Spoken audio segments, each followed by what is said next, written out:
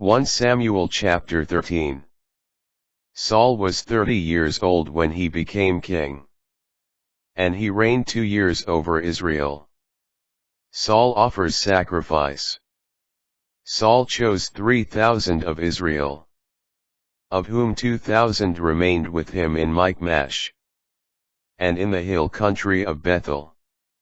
And 1,000 were with Jonathan in Gibeah of Benjamin.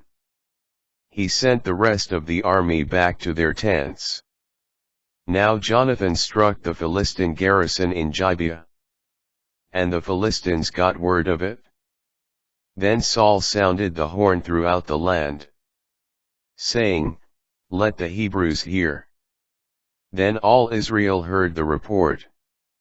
Saul has struck the garrison of the Philistines. Israel has become odious to the Philistines. Then the army was called up to Saul in Gilgal. The Philistines also assembled for battle against Israel, with 30,000 chariots, 6,000 horsemen, and foot soldiers as numerous as the sand on the seashore. They came up and encamped in Michmash, east of Bethaven. When the soldiers saw they were in danger, because the army was hard pressed, they hid themselves in caves, thickets, rocks, caverns, and cisterns. Other Hebrews crossed the Jordan into the land of Gad and Gilead. Saul, however, held out in Gilgal, all his army trembling in fear behind him. He waited 7 days, until the appointed time Samuel had set. But Samuel did not come, and the army deserted Saul.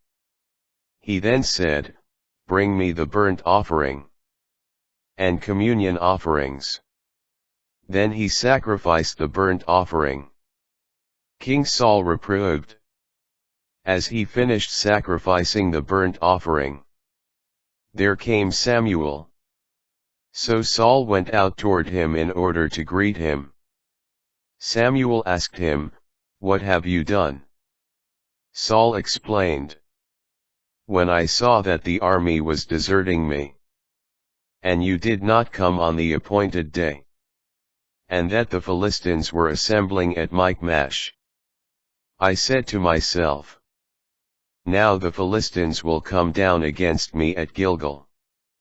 And I have not yet sought the Lord's blessing.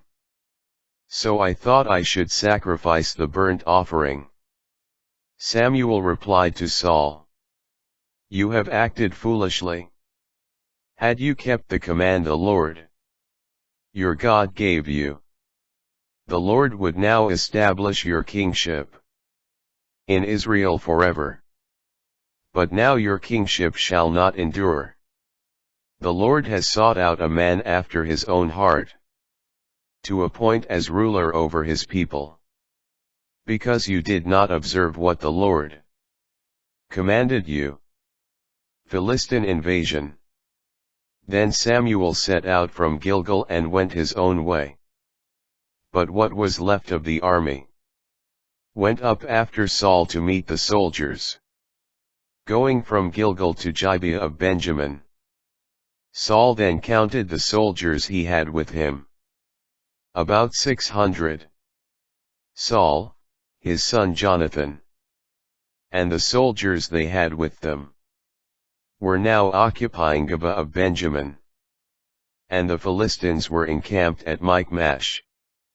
Meanwhile, raiders left the camp of the Philistines in 3 bands.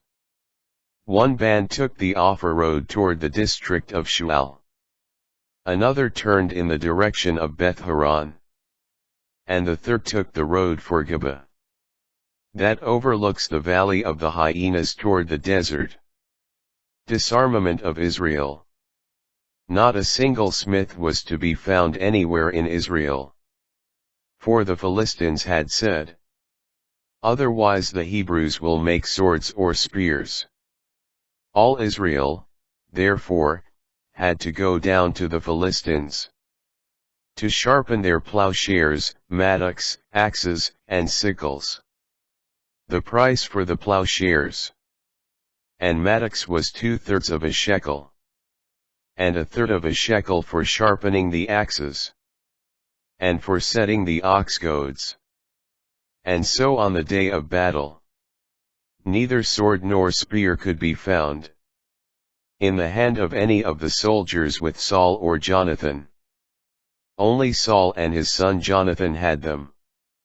Jonathan's exploit. An outpost of the Philistines had pushed forward to the pass of Michmash.